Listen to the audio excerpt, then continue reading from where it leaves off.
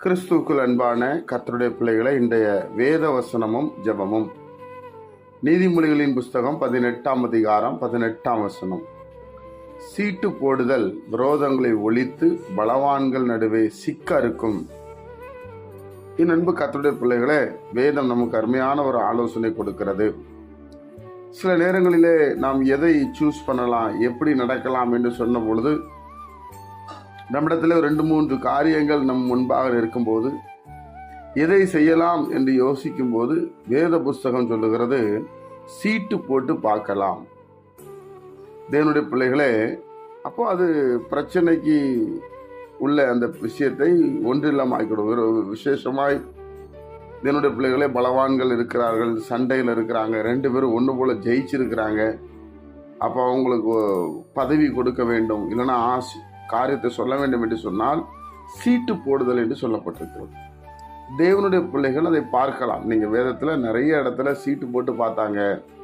இயேசுவோட அந்த சீசர்களுக்கும் ஒரு சீசர் மரித்து போறார், அந்த சீசருக்கு பதிலாக ஒரு சீசரை சீட்டு போட்டு எடுத்தார் என்று சொல்லப்பட்டிருக்கும்.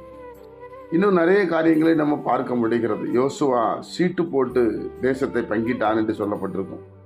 அதனால உங்களுக்கு முடிவெடுக்க முடியாத ஒரு காரியம் இருக்கு என்று சொன்னால் நீங்கள் ஜெபம் பண்ணி சீட்டு போட்டு பார்க்கலாம் அப்படின்னு பைபிள் சொல்லுகிறது. தேவனுடைய பிள்ளைகளை, சீட்டு போடுதல் விரோதங்களை ஒழிக்கும்.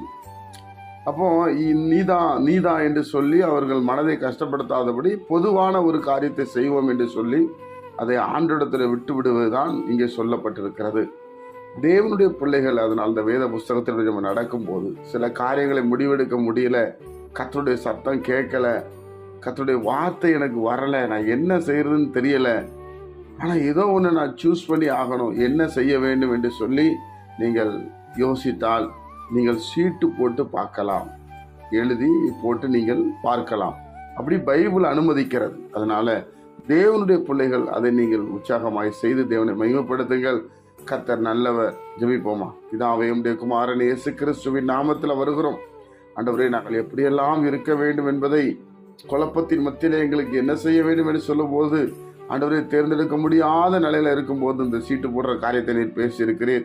ஒருவேளை இதை கேட்டுக்கொண்டிருக்கிற பிள்ளைகள், ஆண்டவரை எந்த காரியத்துல ஆண்டவரை எப்படி முடிவெடுப்பது, என்ன செய்வது என்று தெரியாது திகைத்து கொண்டிருக்கலாம்.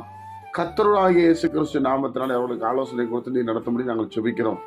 இந்த ஜெபத்தை ஆண்டவரே வாட்ஸ்அப்ல வைக்கிற பிள்ளைகள், இது கேட்கிற ஒவ்வொரு பிள்ளைகளையும் நீர் ஆசீர்வதிக்க முடியாது ஜெபிக்கிறோம்.